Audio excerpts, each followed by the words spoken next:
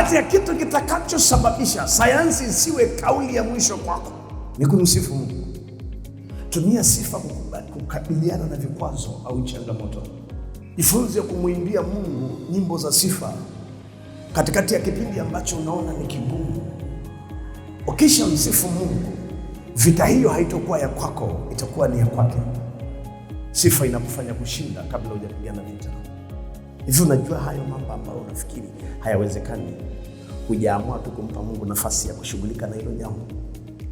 Maana Mungu hafanyi kitu mpaka uchoke. Ukiwa bado na uwezo wa kujitetea, Mungu anakaaga pembeni. Ukikuta mtu anayemsifu Mungu sana moyoni, jambo la kwanza, Mungu anamjaa. Na Mungu akisha mjaa, moyo wako ukijaa sifa, Mungu anajaa kwako.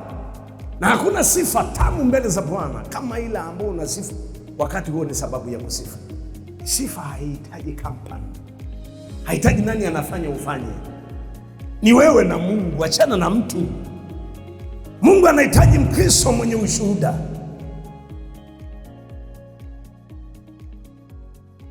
Ikiwa ni siku yetu ya pili, ninamshukuru sana Mungu aliendelea kunipa afya na kibali cha kusimama mbele yako ili tuweze kushirikishana yale machache ambayo Mungu ameendelea kutupa kujua. Hii semina pengine kwako itakuwa ya kimaelekezo zaidi, nielekezi, kwa sababu kuna siku utakutana na jambo ambalo kama sio umekutana nalo, jambo ambalo ili utoke ni sifa. Na hata kama utawaomba watu waje kukusaidia, utawaelekeza vile ile picha ulionayo kwa ajili ya kuvuka. Sifa. Kichwa cha somo kinachotuongoza kinasema mambo muhimu ya kufanya ili kumfunua Mungu kwako, kutakakopelekea kuchochea imani itakayokidhi mahitaji yako yote. Mambo unayotakiwa kuzingatia kufanya. Usisahau hili rafiki. Sahau mambo yote, lakini usisahau hili. Na mojawapo ya jambo ambalo Mungu ametupa kuliangalia, jambo namba 1, jifunze kufanya maombi ya sifa. Tuliangalia jana hilo, jifunze kufanya maombi ya sifa. Jambo la pili, tumia sifa kukabiliana na vikwazo au changamoto. Tusome kile kitabu cha Matendo ya Mitume ambacho jana hatukukisoma. Ule mlango wa 16 mstari wa 25. Matendo ya Mitume ule mlango wa 16 mstari wa 25 anasema, lakini panapo usiku wa manane, Paulo na Sila walikuwa wakimwomba Mungu na kumwimbia nyimbo za kumsifu, na wafungwa wengine walikuwa wakiwasikiliza. Hichi kipengele, walikuwa wakimwimbia Mungu nyimbo za sifa. Kuna mtu asiyejua mahali Paulo alikopitia. Ilikuwa ni kipindi kigumu sana kwa Paulo. Tayari amekuwa kwenye kizuizi kigumu mno. Huna dhamana. Hamna mahali unaweza ukatokea. Paulo alikutana na kipindi kigumu, kizito. Na akaja kujua ya kwamba nikisema anavunja milango ya gereza, haya maombi hayana nafasi kwa sasa. Nahitaji kumsifu Mungu kwa nyimbo za sifa na kuomba.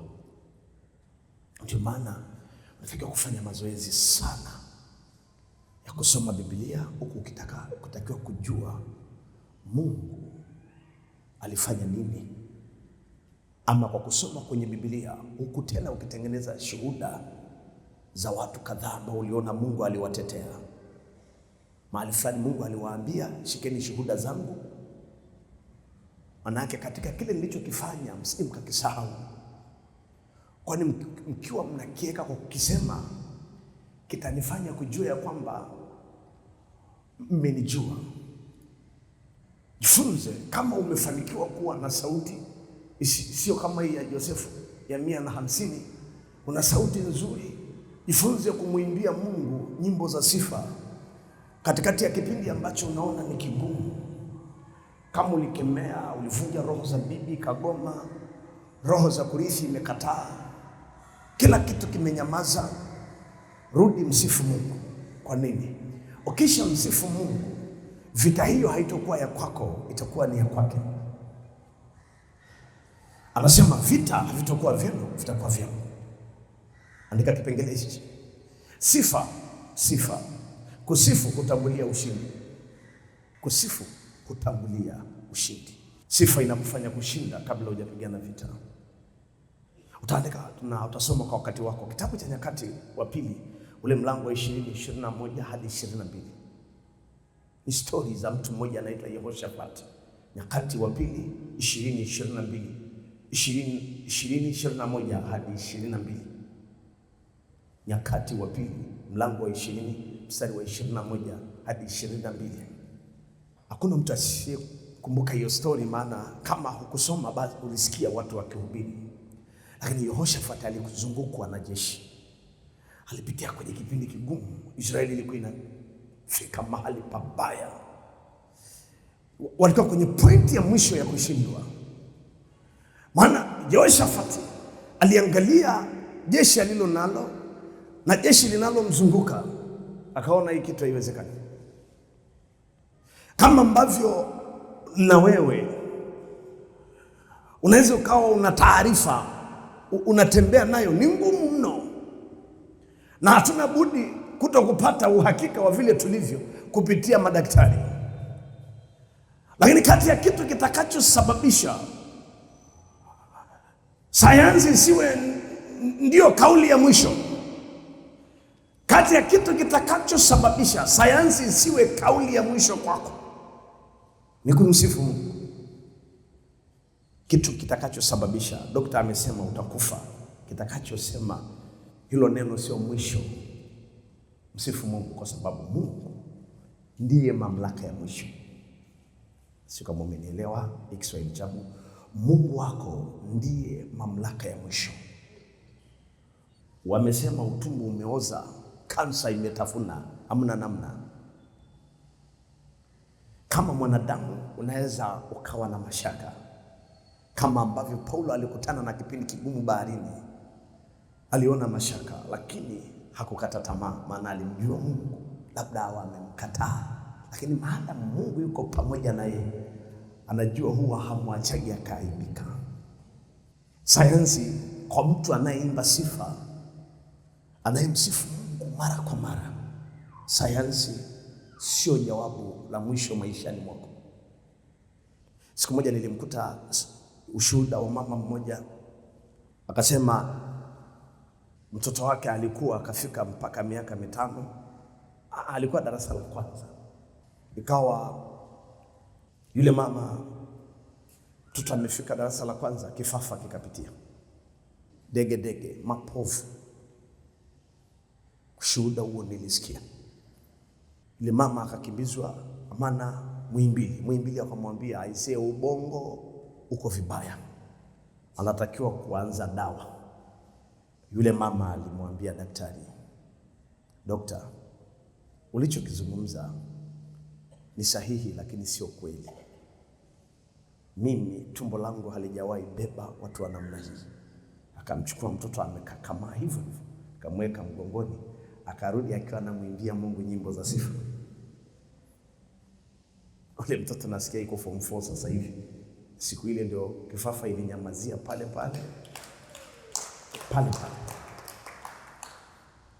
Hivi unajua hayo mambo ambayo unafikiri hayawezekani, hujaamua tu kumpa Mungu nafasi ya kushughulika na hilo jambo. Hujaamua bado, maana Mungu hafanyi kitu mpaka uchoke. Ukiwa bado na uwezo wa kujitetea, Mungu anakaaga pembeni. Nilisoma story moja ya mtumishi mmoja, akatoa ushahidi wa wavuvi walikuwa baharini. Kukawa kuna mtu alikuwa amepita mahali pabaya kwenye kina cha maji, ikawa inamshinda, akawa anapambana kutoka. Watu wakawa wako ng'ambo, wanawaambia wale wavuvi, jamani, nendeni msaidieni. Watu wamekaa tukaa vile hamna kitu kinachoendelea. Baada yule jamaa amefika karibu na kufa, ndio wavuvi wakaenda, wakafika wakamuokoa, amechoka. Baadaye watu wakawauliza wale wavuvi, kwa nini hamkwenda muda ule alipokuwa na nguvu? Akasema ungeenda muda huo, kwa sababu baada alikuwa na nguvu ya kujitetea, angetuzamisha na sisi. Kwa hiyo tulimwacha kwanza achoke. Na nafikiri ninyi mnaocheza na maji, principle ya kumuokoa mtu kwenye maji, uruhusiwi kuenda kumng'ang'ania wakati ana nguvu. Anaweza kwenye kujitetea mkazama wote, utakuwa unajaribu kumtoa yeye, huko yeye anakung'ang'ania. Mnashangaa mfamaji kaondoka na mvuvi. Sasa kati ya kitu ambacho unatakiwa kukijua, sifa siku zote inatangulia ushindi. Ukikutana jambo lolote zito, anza utaratibu, fanya mazoezi ya kumsifu Mungu sahihi, kwa sababu kusifu sio hiari, kusifu ni lazima. Yaani Mungu anataka umsifu, si kwa sababu huumwi, unaumwa. Yaani Mungu anahitaji sifa, hata kama umeinuka, tatizo liko hapa, anahitaji sifa. Na hakuna sifa tamu mbele za Bwana kama ile ambayo unasifu wakati huo ni sababu ya kusifu. Kila kitu kimekubana, hapo ndio Mungu ananyanyuka. Taifa la Mungu, Yesu asifiwe sana. Jamani, haleluya.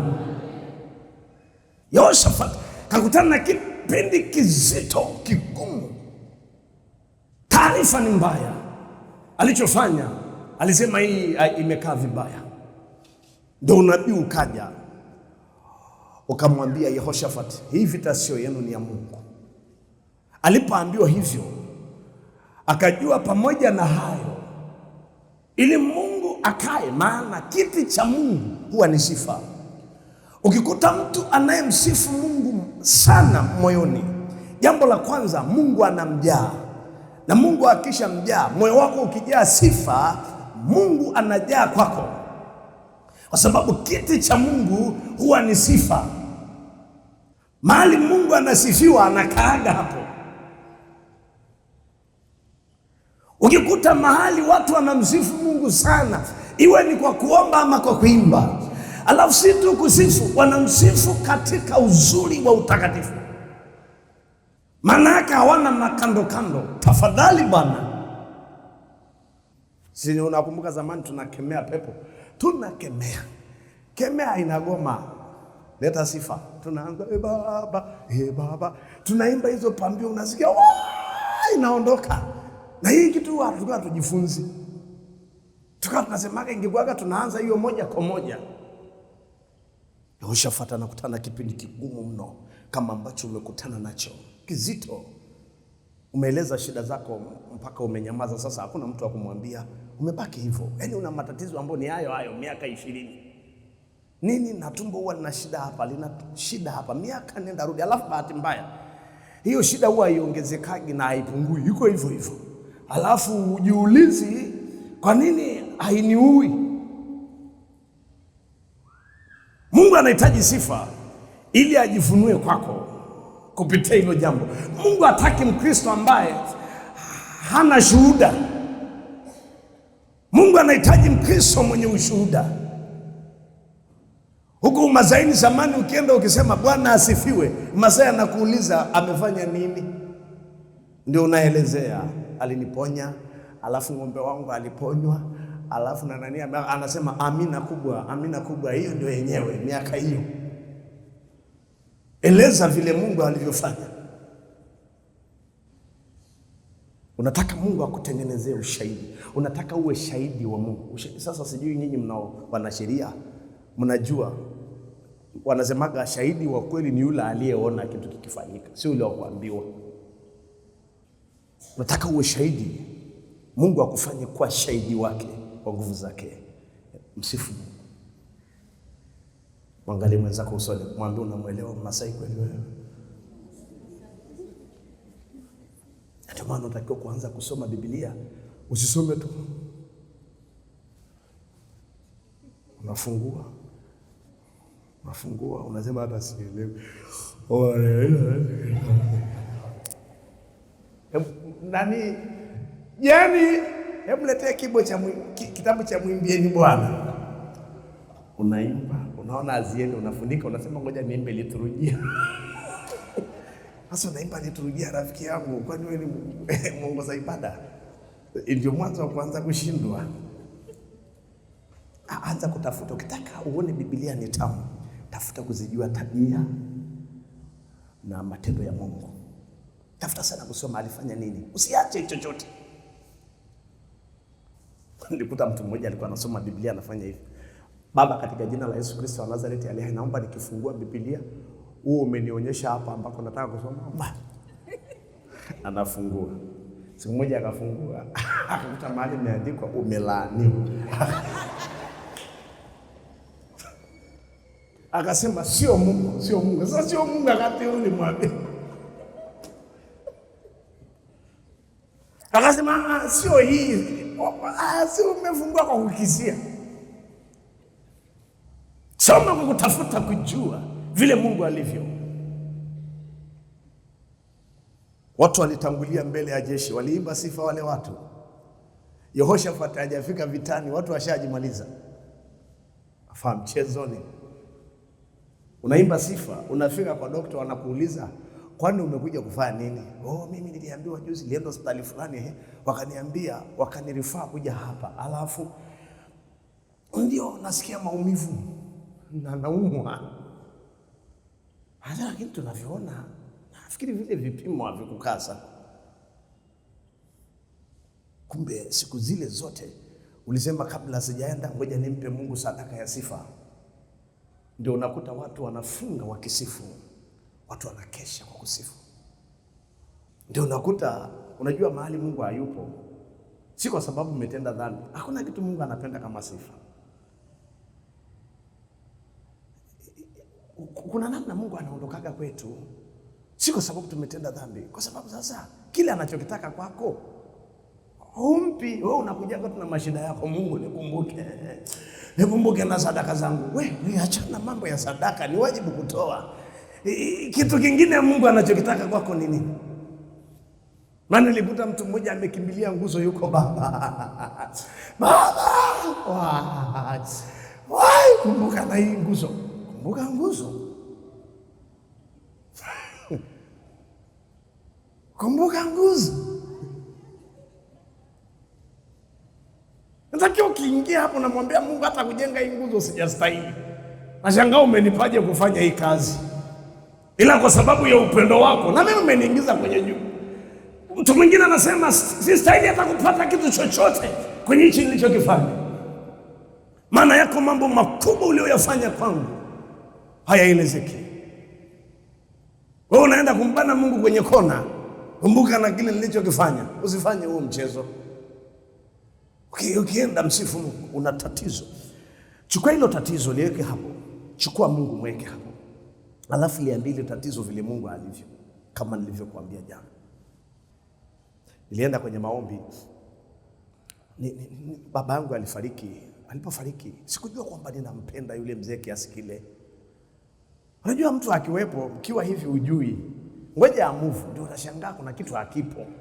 Yaani unapungukiwa kila kitu. Baba akafariki. Siombi chakula, siombi nikienda kulala, siombi nikiamka. Yaani ukiniambia shukuru tunywe chai, hakuna. Yaani niko empty. Yaani utafikiri imefutwa kila kitu. Sauti ikanijia, ikaniambia kuna kitu kinapandwa saa hiyo.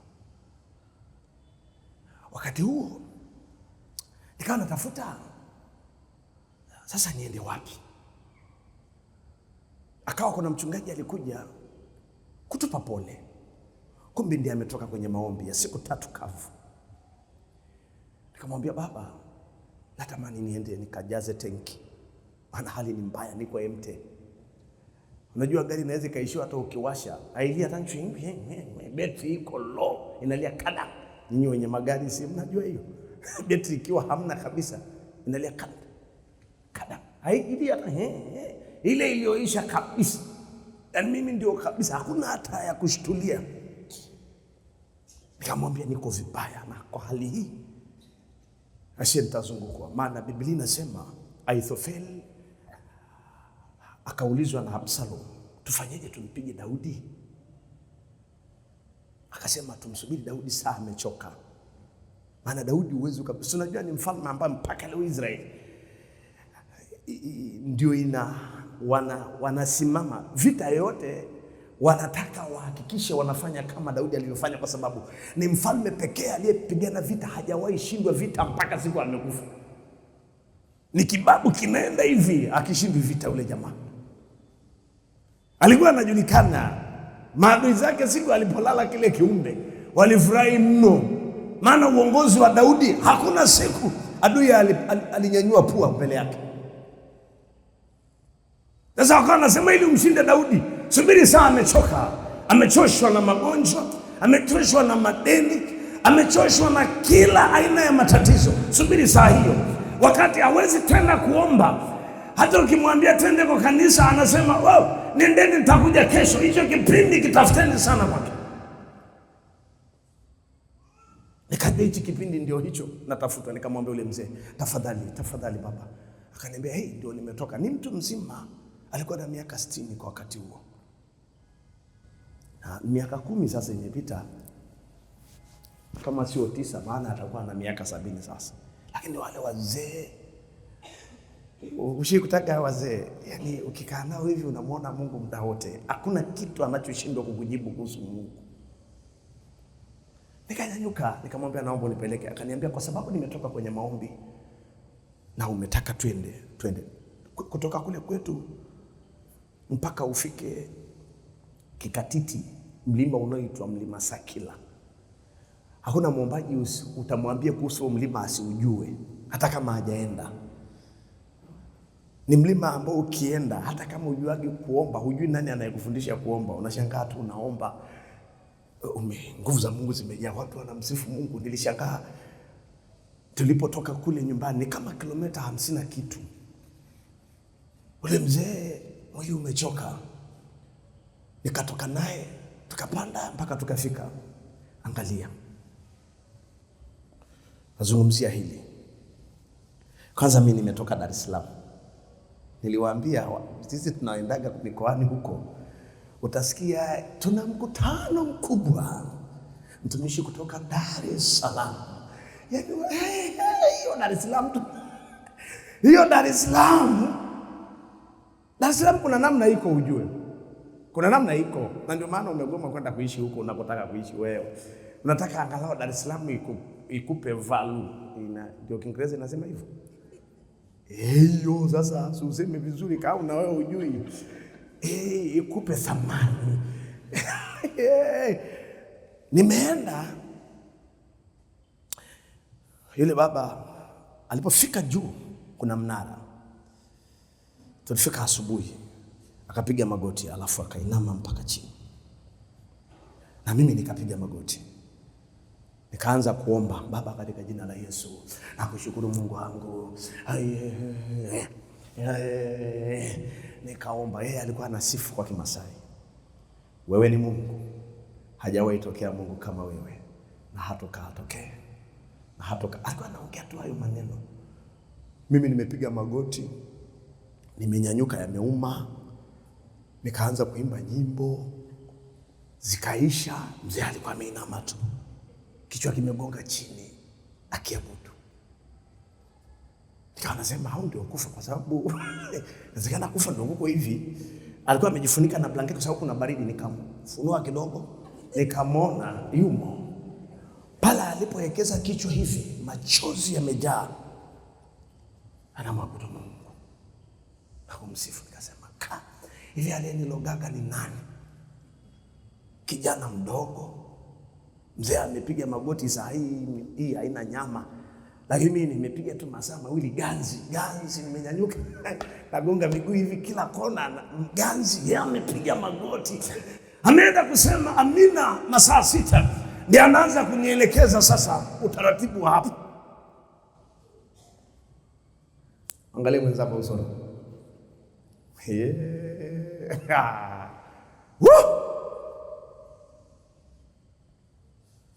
Lakini yule baba alinichaji. Bro, mimi ndio nilienda kukuta mzee ana miezi 14 kwenye ule mlima akimwabudu Mungu. Ulikuwa ukifika anaona mpaka kwenye moyo ule mshipa. Yaani utafikiri Mungu ndio umekuta. Ukikutana naye tu hivi anaanza kukuambia yote. Miezi 14 yuko huko. Kuna mtu anauliza alikuwa anakula nini? Kule juu ukifika kuna namba za simu. Ukizidiwa wanakuletea uji ama chai kule chini. Nilikaa nikasema kusifu. Tuna msifu Mungu. Akaniambia usiombe jambo lolote. Msifu Mungu. Ndio usalama wa nafsi yako kunyanyuka tena. Maana Mungu akija ndiye atakayeganga moyo. Na aliniambia nena kwa lugha kama maneno ya Kiswahili hamna. Nena kwa lugha mpaka kitu kitokee. Niliposhuka mlimani nilikuwa si hivyo, ngoja nikupe ka ushuhuda kingine. Nilitamani ningekuwa mimi kama sina nihafinishe familia huko. Nilikuta vitoto vya miaka 7, 9 ati wanapanda mlimani huko. Wanakuja kuabudu mlimani, kumwabudu Mungu. Walipanda Ijumaa usiku, Jumamosi, wakashuka Jumapili asubuhi waende Sunday school. Nikauliza, kama watoto wako hivi, mwalimu wa Sunday school yukoje? Nisikilize rafiki yangu, msifu Mungu kwa sababu sifa inatangulia ushindi. Unataka kushinda kabla hujapigana vita, jifunze kumsifu Mungu. Acha nikusaidie kusema amen.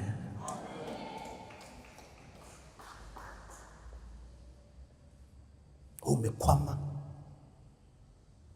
shida zimekuandama, ni magonjwa. Umeita akina Josefu, njoo tuombee jamani. Tunakuja hapo tunaomba, kitu kiko pale pale. Rodrick tafadhali kuja, huyo yumo, tuombe. Baba kwa jina la Yesu, kitu kiko pale pale. Muite mwambie, njoo nisaidie tumsifu. Ifunze unapoingia kanisani. Why? Sifa haihitaji kampani. Haihitaji nani anafanya ufanye. Ni wewe na Mungu, achana na mtu. Ukifika hapo mfanye Mungu ashuke kwa ajili yako, atuhudumie katikati yetu. Ifika mahali wewe peke yako ndio ukiingia kanisani unamweleza Mungu vile alivyo na matendo yake mpaka Mungu ashuke. Akishuka nyumba hii inajaa utukufu wake. Ikishakajaa utukufu kwa mtu mmoja, watu wote mahitaji yetu Mungu anayakidhi. Na tusijue ametokea wapi, kumbe kuna mtu mmoja ambaye huwa yeye akikaa hapa haanzi kumsifu Mungu. Na itafika mahali Mungu akija kanisani anakutafuta. Anasema yuko wapi yule mwabudu wangu anayeniabudu katika roho na kweli. Akikuta tatizo limekuandama, anaagiza malaika mfuatilieni kule aliko. Tafuteni kama amekwama mpeni huko. Kama kuna tayari umeshaandikwa waraka wa kufa, saa hiyo Mungu anasema no, huyo anatakiwa kuwepo. Haleluya kanisa. Fanye Mungu aone wivu kwa ajili yako. Fanye Mungu afike mahali kumwambia Mungu, acha basi nipige hata miaka 120 akwambie na ni kweli mimi nakujua. Unamkumbuka ule mama aliyekuwa anaenda hekaluni miaka 85 akiwa anamwabudu Mungu? Mpaka Mungu, mimi namuonaga ule mama, tunamuonaga tu Yesu amezaliwa, lakini hatuoni mtu aliyesababisha Yesu kuzaliwa. Yule mama alihusika sana. Maana siku alipomuona Yesu alisema, sasa waweza kumruhusu mtumishi wako aende kwa amani. Atokee mtu mmoja ambaye kuna vitu kwetu vitazaliwa ambavyo havipo.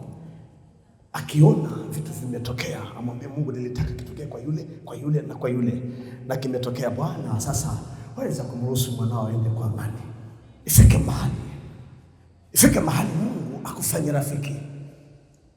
Ifike mahali uko kwenye malango ya shida na matatizo, acha kumweka Mungu kiti kimoja na shida. Huo ni utovu wa nidhamu. Tunamweka shetani hapo na Mungu. Unaanza kuja hapa unaelezea matatizo yako. Mungu uko wapi? Mungu uko wapi?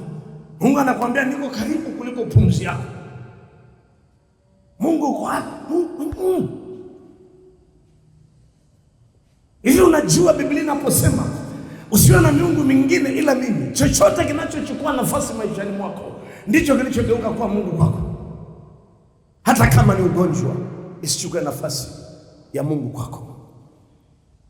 Itokee ukiwa na matatizo yamekuandama, ifike muda unayosema ni muda wa kwenda kuabudu. Unakuja hapa wala uelezi shida zako, unainama, unanyanyuka. Alafu ukitoka Mungu anakuangalia. Si hujawahi kutanga wale watoto wenye kuwapenda baba zao na mama zao? Asipotokea siku hiyo wanauliza leo anaumwa kwa vyovyote. Bwana hayupo. Kwa vyovyote anaumwa. Fulani yuko wapi leo? Amelala. Nini shida? Maana sio tabia yake. Mfanye Mungu akuone hivyo. Uko tayari kanisa? Ai, amina ni ndogo sana. Uko tayari? Nilitoa ushuhuda wangu nikiwa Nairobi siku ile nilipovamiwa na majambazi. Ukweli kabisa. Niliomba, nilikemea, maana niliota nimeuawa. Nikakemea, nakemea roho ya mauti, navunja jeneza, navunja kaburi. Wapi? Naona kufa muda wote. Moja ya kitu Mungu alichonielekeza siku ile ni kupeleka sadaka mahali alikonielekeza. Nilipoenda nikarudi, lakini siku ile nilipozungukwa, nakumbuka nilimsifu Mungu. Na nikamwambia nakujua vita hii sio yangu, ni yako. Watu wananivuruga, piga teke, mwenye kupiga rungu, mwenye kugonga kichwa, kaa chini. Nikasema jamani. Mpaka nikawauliza siku ile, samahani nijue, hivi ndio mmenijia kwa kiasi hichi, wanaume wakubwa na miili mikubwa, mnanijia watu wengi kiasi hichi? Si wawili tu wangeza kuniketisha hapo na wakachukua wanachokitaka. Wakacheka.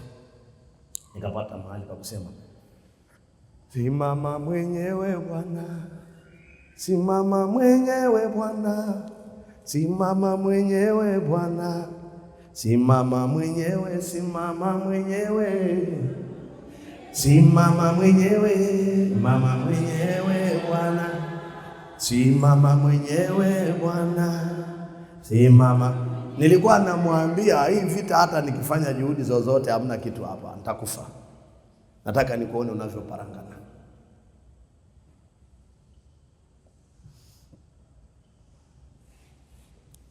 Mimi kuna kitu nahangaikaga sana. Sasa sikucheki wewe ambao umekutana na hicho kitu.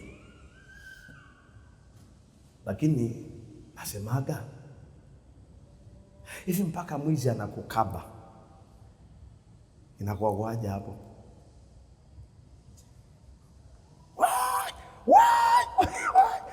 Na anaenda kweli huyo. Unaanza kusema Mungu yupo, Mungu yupo, Mungu yupo.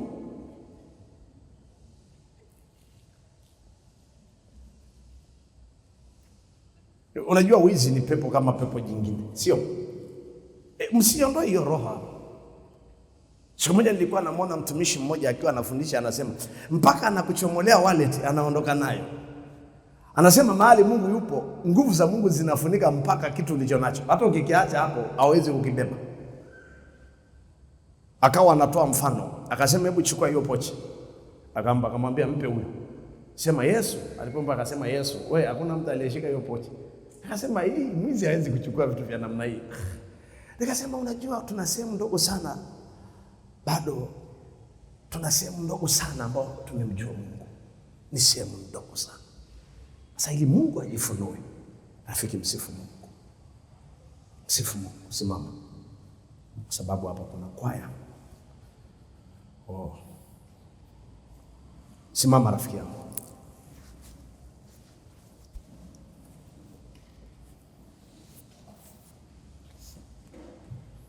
Sasa tufanye hivi. Tufanye hivi.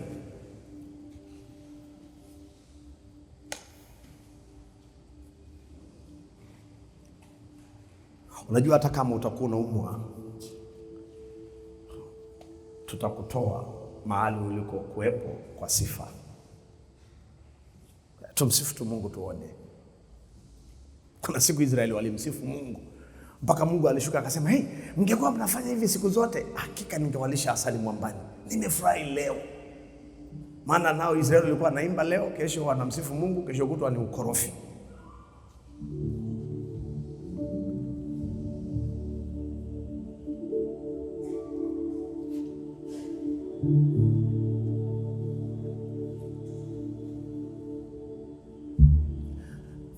Sikumbuki kama mtumishi tulikuwa wote, lakini tumefanya huduma kwenye mazingira ya ajabu, sio magumu, ila ni ya ajabu. Mtu angetukuta angeza akafikiri sisi hatakuwa na akili.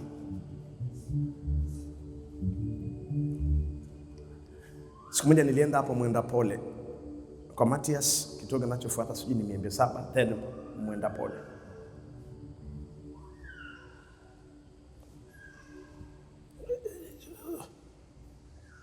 Nilikuwa nikikaa na mtu namwambia, namjua Mungu anaweza, yuko hivi. Sasa kadri ninavyowaambia watu Mungu yuko hivyo, Mungu huwa hajipingi, ujue.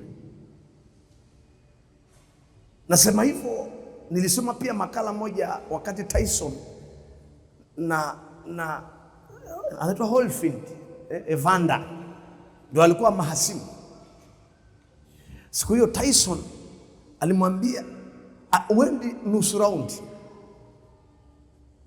Evander alimwambia, wewe unanijia kwa nguvu, mimi ninakujia kwa jina la Yesu. Siku ile Tyson alipiga mpaka akaishia kung'ata watu maskini. Hali ni mbaya. Kwenye mchezo huu ambao unaona sio mzuri, Mungu hapendi kujipinga.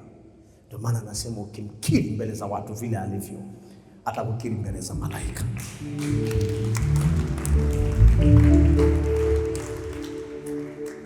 Mkiri hata kama mtu anakucheka, mwambie naam, mimi sio mtu wa kuaibika, kwa sababu yuko shujaa mmoja alibeba aibu yangu. Siko katikati ya wale watakaoaibika. Na mimi nakuambia hivyo katika jina la Yesu, hautoaibika. Aibu sio sehemu ya maisha yako. Lakini miaka mingi ninaomba mtumishi, niko hapa bro. Vikipinduka na hii dunia ambao kwa sasa wanasema kuna famous, wataanza kukuambia wewe ni tapeli. Vikipindukaga ile tu kwamba unalitaja jina la Yesu, vikipinduka, ndiye Mungu tunayemjua sisi. Vikipinduka,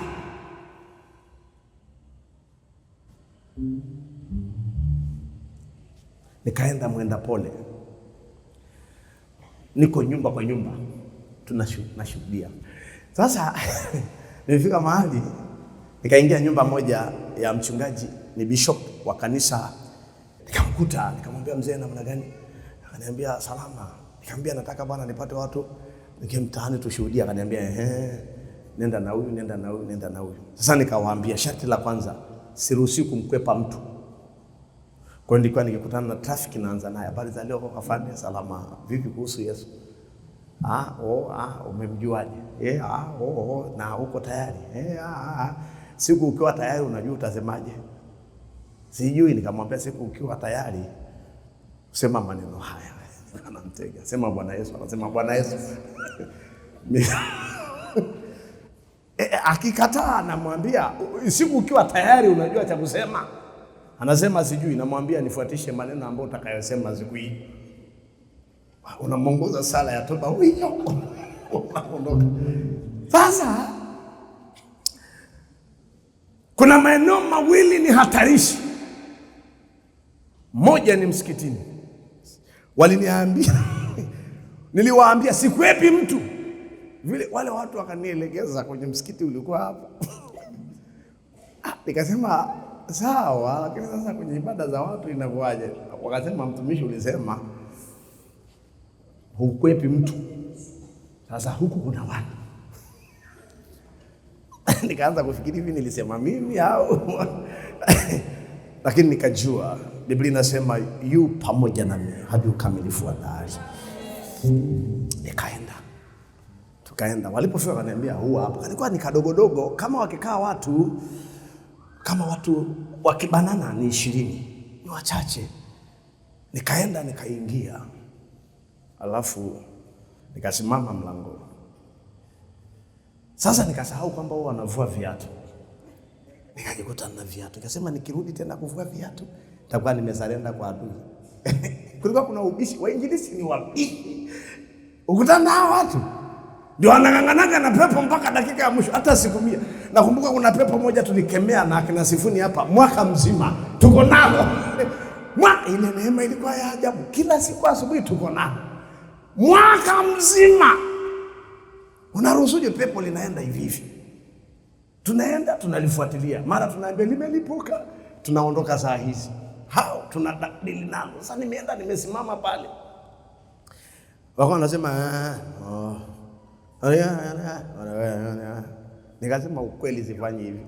Hao wanahitaji injili. Sasa nikawa nawaza hivi nitaanzia wapi?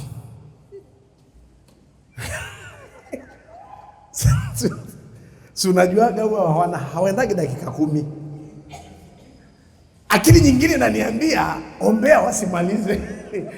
Wanasita kuaje na viatu nimevaa. Mungu alifunika vile viatu. Walipomaliza wakaanza kusalimiana.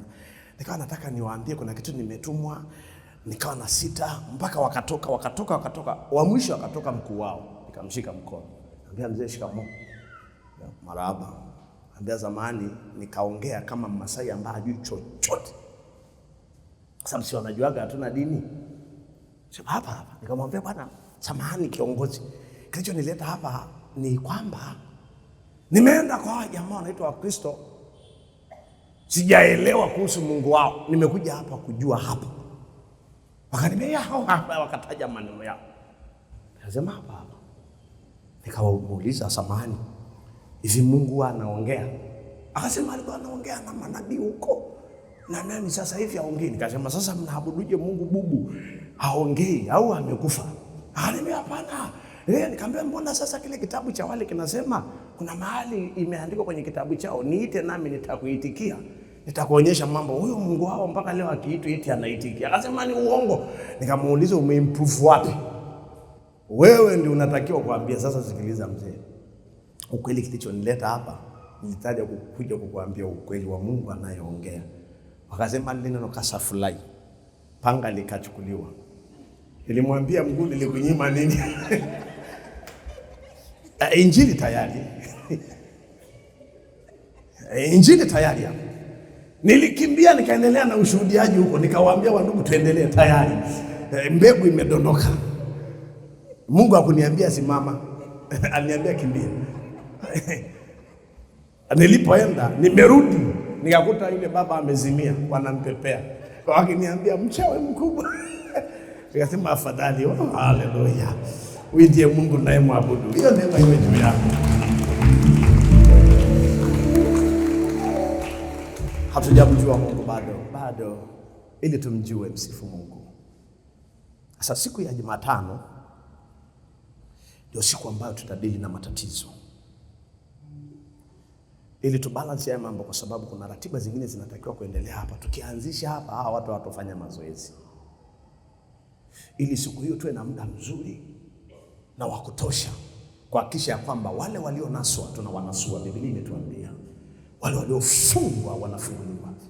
Mwenyewe jemedari mkuu atakuwa hapa akishughulika na wewe. Atakufanyia operation ambayo haitumii kisu na haina maumivu. Kile kilichoandikwa kwamba hakitowezekana. Na kuhakikishia kwa jina la Yesu Kristo. Labda huyu mwanaume hajatoka kaburini.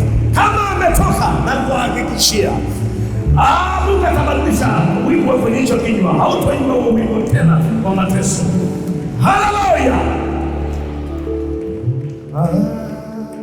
Ananiwazia mema. Huyu Yesu ananiwazia mema. Mema sana.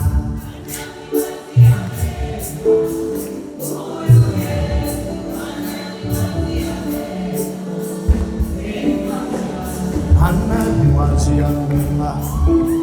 Huyu Yesu ananiwazia mema. Mema sana.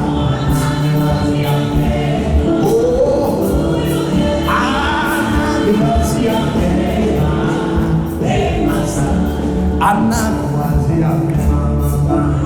Huyu Yesu anakuwazia mema, mema sana.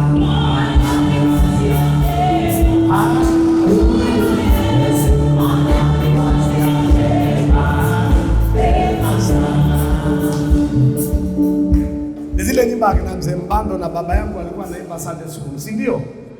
Wakati tukiwa wapagani, Wakristo walikuwa naimba hizo nyimbo rafiki. Tulikuwa tunaona sisi kama vile tulitengwa na Mungu. Kwa nini hatupi kuingia? Walikuwa naimba na mbingu zilikuwa zinafunguka. Wakati huo mtu anakuambia unakufa, mwambie Bwana ananiwazia mema hata katika hali hii. Ananiwazia mema. Wamekuambia jambo ndio liko hivi. Mwambie humjui Mungu ninayemjua. Hajawahi waza mabaya juu yangu, anawaza mema tu. Sisi tumwingie kwa dakika 3. Sasa tuonyeshe basi uchangamfu. Usina nini na mtu, achana naye. Wewe ona kama vile uko peke yako hapa. Mwambie Bwana ninajua unaniwazia mema. Wala hata kama utakufa bado anakuwazia mema. Sisi ndio watu ambao Mungu hatatuacha mpaka siku ya kaburi. Hata mifupa yetu kaburini bado itakuwa inalindwa. Huyu ndiye Mungu tunayemjua. Ananiwazia mema. Huyu Yesu ananiwazia mema, mema sana.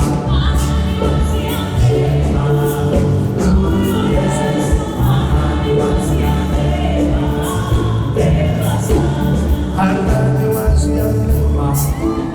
Huyu Yesu ananiwazia mema, mema sana.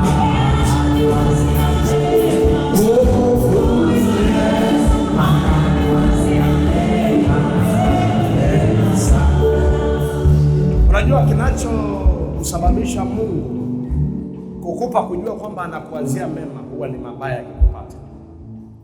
Ukiwa unatembea tu kwenye tambarare fulani hivi utojua kwamba Mungu anakuwazia mema. Kwenye magumu ndio unakuja kujua kwamba Mungu anakuwazia mema. Anakuwazia mema. Ndio kitu kinachotufanyaga kujua. Mwambie mwenzako anakuwazia ujue. Mwambie mtie moyo, mwambie Mungu anakuwazia mema. Mwambie ile tu kwamba hujafa, Mungu anakuwazia mema. Maana anataka kujaribu. Amenitendea mema. Yesu amenitendea mema, mema sana. Amenitendea mema. Amenitendea mema, mema sana. Amenitendea mema. Yesu amenitendea mema, mema sana.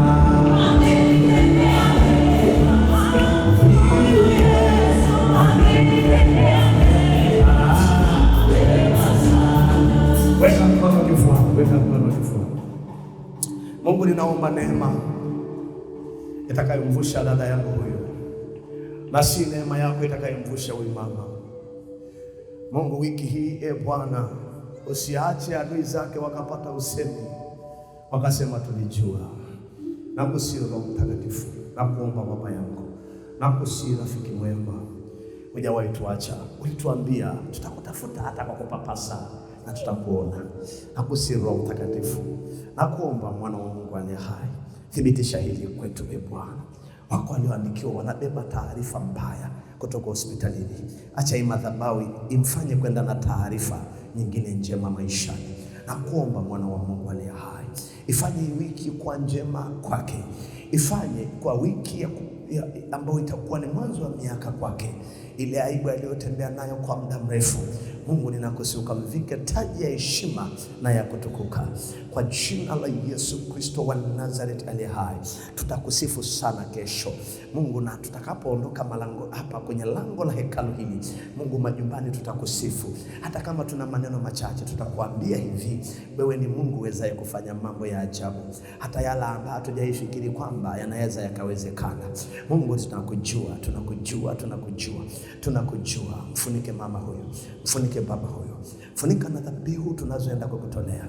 Zaidi sana, Bwana wa majeshi, watakapoondoka mahali hapa watangulie mbele yao kama moto uteketezao. Katika jina la Yesu Kristo wa Nazareti aliye hai, iwe nuru, iwe fadhili, iwe neema kwako tangu sasa na hata milele. Amen. Hallelujah.